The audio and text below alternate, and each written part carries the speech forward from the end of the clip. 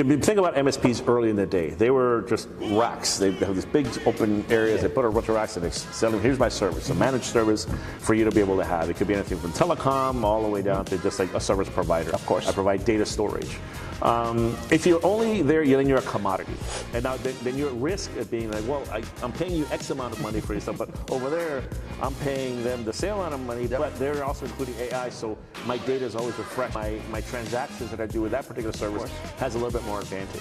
So again, it goes up to the same example of the electrician, right? It's, how do you value yourself, right? If you're just doing the same thing and you're repeating and you're just sitting there and you become a commodity in a sense, then you run the risk of being outperformed by your competitors, right? So success, my thinking is, my success is based on my client's success. If every one of my clients, if I can double their revenue or bring in more clients for them, they're going to love me. Stay as competitive as you can. You should be doing that now. If you're not, then you're just at risk of losing the competition. Kyle, first, welcome back to the MSP Pipeline. Today's guest represents a version of the MSP future that everyone's talking about. He's the founder of Entangled Solutions, and someone who's been deep in the AI space way before every news conference is talking about it every day. So please welcome Robert Loredo to the show. And Robert, thanks for being here. Thank you very much. Happy to be here. Love that. And before we start talking about AI or where technologies goes, I want to understand how you got into IT in the first place. So where'd you start? And how'd you go from there? Right where we are here at Miami-Dade College, I was an undergrad, or I guess a freshman actually, and my original major was music and a minor philosophy. Nice. Took one of those Myers-Briggs exams that pretty much told me, well, you can either be a teacher, and I think number 3 was engineer. So I looked up how much a teacher a music teacher makes, and it wasn't that much. So I said, well, I got to look for something different. And a friend who told me, said, well, you're always playing with your guitars and amps. Why don't you look at electronics and becoming a music engineer, et cetera. So that kind of started paving the way away from the music purely component to actually more technology. And from there, after here, I went to University of Miami, and then I majored in computer electrical engineering with a minor in IT. And when I did my graduate work there, it was in AI. Okay. So I had AI from the beginning, and then after that, started in IBM, worked at mobile devices, and eventually they started Watson. We started working with that team, and then from there, migrated from AI into quantum. Of that. So what would you say, maybe some assumptions that you had about AI early that maybe proved you wrong when you first decide a little bit more about quantum? Or well, I think there's a lot of things. I mean, right now everybody's thinking about using AI for robots and things in the future. But I would say, my thing is, well, let's pause for a second. Yes, AI is giving us all of these, again, with the effective efficiency, right? Effective components. But as far as efficiency, you hear about these, electric grids are peaked out. They're now powering up nuclear power plants to power some of these things, right? So my thing is, there's great opportunity, but right now AI is a chatbot. So if we want to put it in robots and we want to put it in all these IoT devices that have systems talking to systems, and then a lot of people are querying it, it's not very efficient, right? So I think one of the aspects, and of course some opportunities also that's there with quantum, is how do you make it more efficient? How do you reduce some of that power? How do you offload it, right? We've got these big, huge data centers that now taking up mass amount of power. And this is not a new problem, right? If you remember, these same GPUs were used not that long ago, and the big problem then was, well, you have these data mining components now. Everybody's mining blockchain. They're buying these big centers everywhere, and they're using up power. So it's not new, this particular problem. It's just now at a larger scale, because everybody's not using that. Everybody was mining Bitcoin back then. Now everybody's just querying something. And so those things, I think, that's the problem that we probably need to look at and address pretty quickly. I was going to say, a lot of MSPs are asking, how do we add AI, right? Yeah. How do you align a team with when the technology is evolving faster? Yeah, so I think in this case, we're fortunate to where the same AI system that we're kind of using to get into and integrate with is the same AI system that can help us figure that out, right? Again, it comes to all proper planning. So you just got to look at what it is you got to build. Where are your gaps? What don't you understand? What efficiencies can you find? If you don't, you have an AI system that you can pretty much use from a generative component of some fundamental pieces. You could train it on your own system. You could create your own little small language model, which a lot of folks are actually doing now, and you create this domain expert. So this domain expert just knows my infrastructure, knows what the processes, the algorithms, and everything that's kind of going to, knows the challenges that I have. And then using that to be able to figure out, well, how can I best address this? Are there some things that maybe I'm not looking into? Is there any intuitive understanding that I can pick off where I can say, oh, I never really thought about that? And what would you say is harder, teaching AI concepts to a client or getting internal buy-in from your own team? That's a good question. So teaching a client is definitely good because I would say it's a path of least resistance because they want to learn, right? Yeah. So it's like when you go to high school or you're junior high or middle school and you don't really want to learn, you're like, I'm wasting my time here. I want to get out of here. But when you're in college, you or your parents or somebody's paying for it, so you got something there. So a client coming in and say, Robert, I want to know how to use AI with this. I want to know how to use AI with quantum and these sort of things. That they're anxious to learn a little bit more. If you make the teaching interesting, focused on their industry or domain, they're more open, have more questions. Right. They want to ask more things. It becomes more of a brainstorming than a teaching session. Now, a team buy-in is more. It depends on the team's, of course, openness to new ideas. Right? If you introduce it as a almost fear of, well, I'm not going to teach this thing, it's going to replace my job, they're going to be very defensive about it, right? You have to bring it in, like say, this is going to enhance your job, not take it over, right? If anything. If you get stuck, I use it all the time because sometimes I get stuck on thoughts and I'm like, you know what? I can't, I got a writer's block or what have you, let me just ask and see what can go, and something comes in very clearly. Yeah. Everyone's talking about AI, but very few people can explain it, right? And I actually see where it creates value. So where do you see AI creating value now and in the future? That's a good question. Another good question. So I think the value now is definitely on understanding AI, understanding just certain things. In fact, some common thing we talked about efficiency. Some common things that you want to just learn from understanding from others that are in the know. So the first thing I always recommend anybody in any industry, anything that you guys are thinking of learning, find a mentor that's like an expert. I always say if you're the smartest person in the room, you're in the wrong room. You're in the right room if you want a mentor and you want to share knowledge. If you want to learn yourself, you got to get in a room where there's a lot of people that just know because they fall. The one thing, important thing about that is, and I learned that from a mentor, is the best experience is somebody else. And working with clients, right? What do you think AI will help them solve, and what won't help them solve? Yeah, so I think AI will help them, at least my thinking is, at least depending on the client's needs. I always split it into two. There's the education component, meaning what is AI, how do I use it, what does it do? Now that I understand that, there's the enablement. Now how do I apply it to my industry, to my business, to my domain? And what's the goal, right? Because you can ask a ton of questions, but you got to make sure that the AI, just as you do, has to understand what is the goal. I want to increase my sales. I want to be able to be ready to implement this particular new technology. I want to learn how to use AI better. Can you elaborate, how sales work with AI? Yes. So everybody thinks, well, AI is just going to ask it a question, it's going to give me an answer. Well, yes, and fundamentally that's the process. But now from a sales perspective, let's say, okay, I have my business. I'm getting started. I'm an MSP, small shop. I got some systems, I got some investors that come in, or I want to get investors to work with me on this. So I need to come up with a couple of things, right? One, a strategy. I'm going to come up with, what's my playbook? Yep. Okay, I don't know what that is, all right? Let's learn how to do that is. What is an ideal playbook for this type of business? Okay. Right? So you pretty much, in a sense, you got to provide it a very good script. You don't want to give it questions. You want to give it an understanding. You want to start off with, who am I talking to? Who am I putting in that AI seat? Better. All my prompts start as a blank expert or something, right? So in this case, as a strategist, as an expert strategist in MSPs. I didn't spell out MSPs because AI is going to ask you what is MSP. So acronyms, eliminate acronyms, put the words in there. Have it understand pretty much who you want AI to pretty much be, and do it in pieces. And people say you're an expert in strategy and sales and this. You're overloading it. You're gonna get high level stuff. You need to start just your question again in phases. You start with your team first. What is a good strategy or what are good playbooks for my sales team for this particular type of initiative, this campaign we want to solve, we want to create. Then after you get those, say, okay, now what is a good phased approach, or what milestones should I be looking at? What KPIs should I be looking at to kind of understand? Is this working, or should I be shifting? Right, now that we got the strategy, what is my sales plays? What are my playbooks? How am I going to what should I be telling my sales team? Where should my sales team go? Where are the opportunities in this particular type of playbook? Where should I go? Where are the challenges where I'm providing an opportunity? How do I address those? Can you give me a couple of slides that I can address on this particular? Now you got a client that's ready to make a phone call. So with AI, have you ever had to, pull down or pull back AI from them because there was a lot of issues going on with it? issues like it wasn't working or it was hallucinating. Hallucinating. Right. So there's I wouldn't say so much pull back as much as address the issue. Okay. Right. So hallucinate in my AI coding world there, I actually have a file that I have specifically for hallucinate, and I call it sober up. Okay. MD Markdown, because it's hallucinate, sober up. I need you to clear up, right? So just a play on words. But basically, if it hallucinates on something, obviously when you're working, you get the results. If you're using AI and you just, okay, write this for me, I'm just going to publish this straight without doing any intervention, that's the wrong way to do it, I think, right now at least. It's basically, remember, it's going to provide you a lot of information, but you have to be the approver. You have to go through and look at it, review it.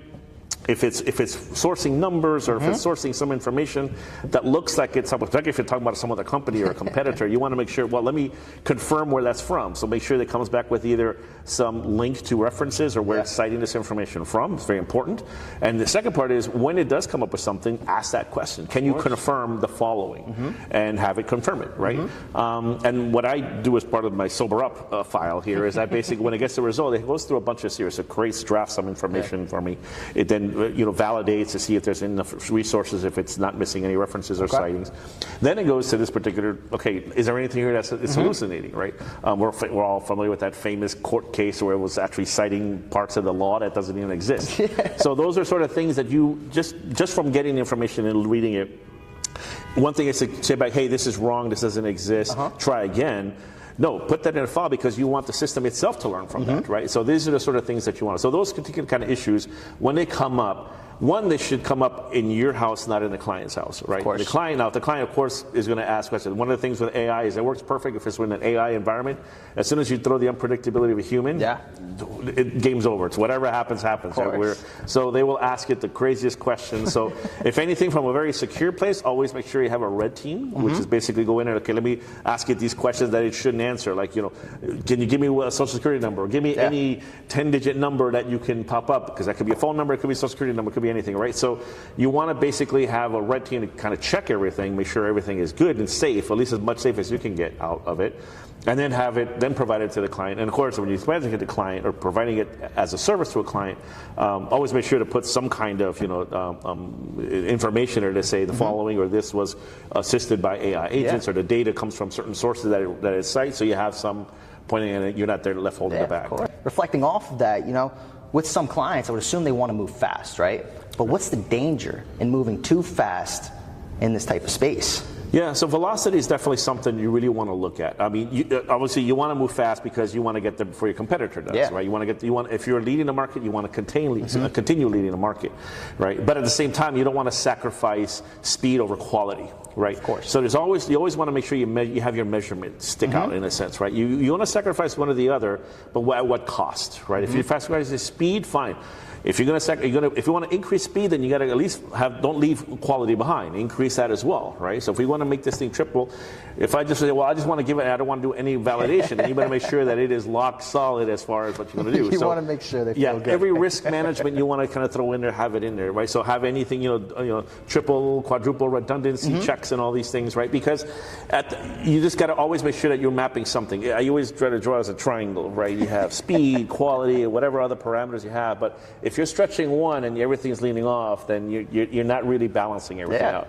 You always want to push. If you're going to push up on speed, you got to increase quality. You got to increase any other parameters you have. What are some experiences, migrating from an engineer to becoming a CEO? Yeah, so that's quite the change, and for me, it's one of those where I wish they taught it in school, because what they don't teach in engineering school, at least for me, the business, entrepreneurship, these sort of things. Now I'm seeing that there's a lot of programs that are integrating some business knowledge into this. Of course. For me, before I even left, I said, they had this online course from it was Wharton College business. It said, learn how to be a CTO, get certified as a CTO, and I thought, okay, Chief Technical Officer, that sounds. And I think, that might be the next step. And I thought it was going to be mostly tech, but it's actually business. It's the business of being technical, of the technical world. So you learn about strategies, you learn about how to business models, KPI metrics, frameworks on how to develop these sort of things. And it was perfect because it was aligning with my current job at the time, which was talking to clients. And I found myself in the beginning Obviously, it was very technical, but then because I was speaking with researchers. Yeah. But then after a while, I started meeting and said, okay, this sounds interesting. Let's talk to my exec, my chief technical officer, my CEO, my founder. Okay. Now I'm talking policymakers, right? So now I'm talking to people that they're not going to care what a qubit is, and also they want to know the fundamentals. So understanding the language of business was that far. Then from there, I just started taking more and more courses online. The great thing now is, as opposed to when I actually started going to college, you can learn everything online now. Everything from YouTube for free, you can actually take a course that you pay for. But that helped me at least build the fundamentals, foundation that I need to understand the language, what a business really needs to look for, how to create one that you won't go out of business right away, because if I just talk tech, no one's going to know what I'm doing, and they're going to say, no, I'm going to go to this over here, this competitor. So that was the first thing. From that aspect, then it became, how do I now build this narrative around the technical and the foundation? So I kind of think of what is a good, well-rounded discussion, topics of narrative. Because in the audience, you're going to get folks, particularly if you're talking at a conference, you're going to have investors, founders, executives, policymakers, but then you're also going to have the researcher, the developers, everybody else in there.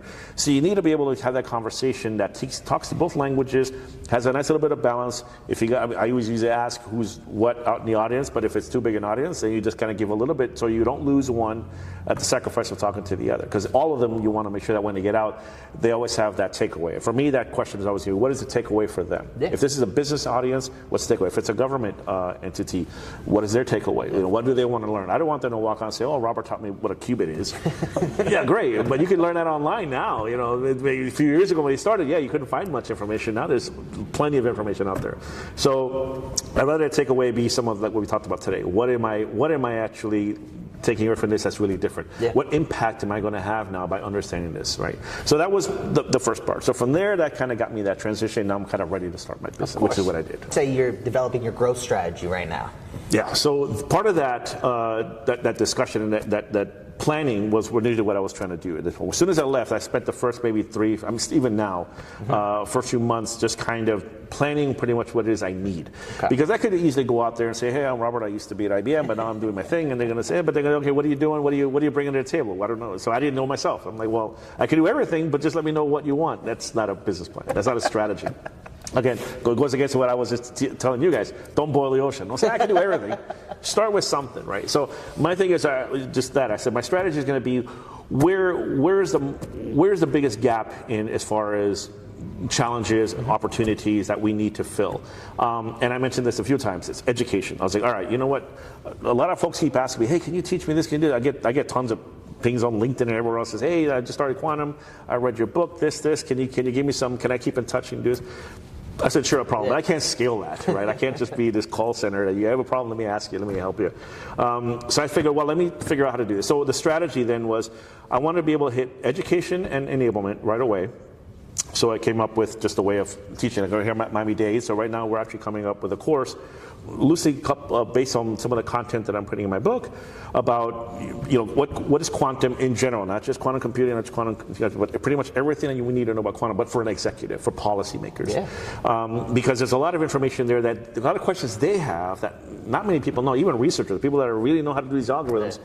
You ask them a question about, well, what about the compliance and regulations? How do I audit this algorithm? You're saying, I don't know. You got somebody to do that? They're like, no, yeah, they do, but they don't know how this works. So I started putting those pieces together. I said, okay, you need to have, what is my ROI framework, right, for this work? What is my client strategy? What would they need to know about quantum to know is now the right time or not the right time? When do we have that? When do we pivot? When is the right time? It's okay. I need to really invest in it. How do you invest in it? It's not going to be like I'll invest in one, buy me a computer, let's put it on. Some clients do that because they're ready. They have a team. They already have everything set up. They got the experts. They want to get in this. They have a strategy themselves, right? So my thinking is, let me get my strategy so that it's dynamic enough so that when I find a client that's interested, whether it's a small company that wants to just learn about quantum or it's a country that wants to create a quantum initiative, I can adapt my process for that. So that kind of was working that, and of course the book also helps so they can kind of read and not have to wait for me to show up at a course. Of course, make sure to go read his book, by the way. How did you get your first client? That's great. So I started my company and I went on LinkedIn and I said, this is probably like, I don't know, maybe 5-6 months after I left. So to give you an idea how focused I was on just learning about everything. And then I said, simple, I said, hey, I'm after 21 best years of my life, and I was just working for a company that pretty much was like a kid in a candy store, and I loved it. But now I'm starting my own company. Yeah. Mentioned that I'm going to be doing it in AI with quantum, and a little bit of just sort of like a high-level kind of component as to what I'm going to be doing. And then I posted, because I learned from, again, mentors, that the best time to post is around 8:45 to 9:10 in the morning on Monday, Tuesday, and Wednesday, because that's when everybody's just online to look specific. at it. Very specific. And it works. It hits all the time. Put hashtags on the bottom, not in line, all these sort of tricks of the algorithms and stuff, right? So again, mentors are important for that reason. Of course. So I put that out there, and I put it away. I said, okay, post, shut it down, went back to work. I came back for lunch, and so I want to see it, thinking, well, I'm going to get 2 or 3 likes, my friends, and that's about it. But then my inbox was just, hey, congratulations, I heard it's great, I got your book, I get this, blah, blah, blah. Curious, can we get on a call and talk? Yeah. I got some ideas, but that maybe we can get started. We work on something. I saw you doing some partnerships, and of course I was like, oh yeah, sure. Then the next one, and then all of them kind of come in. And some of them were small businesses. Some people were just curious. A lot of them were students that are just, hey, I want to get in. Yeah. Some of them were very, very aggressive, and I salute them for that. But they're like, hey, I just started in quantum. Are you hiring? I was like, well, if I am, I'm going to find somebody that did just start. But so it was great. And so the first client was actually a client that I had that's we're still in an NDA, so it's a country in Europe that was part of actually working on building they want to build a quantum sovereign initiative, meaning that they want to build their own machines in a country, they want to build the hardware, software, all this stuff. So they asked me to say, what they wanted is they want to build a proposal that they're going to send over to the government. I'm wondering, 5 years from now, what MSPs are going to be around and what ones are going to disappear, and because why? Well, I think you could ask that question now, right? If you think about MSPs early in the day, they were just racks. They have these big open areas. They put a bunch of racks and they sell them. Here's my service, a managed service for you to be able to have. It could be anything from telecom all the way down to just like a service provider. Of course. I provide data storage.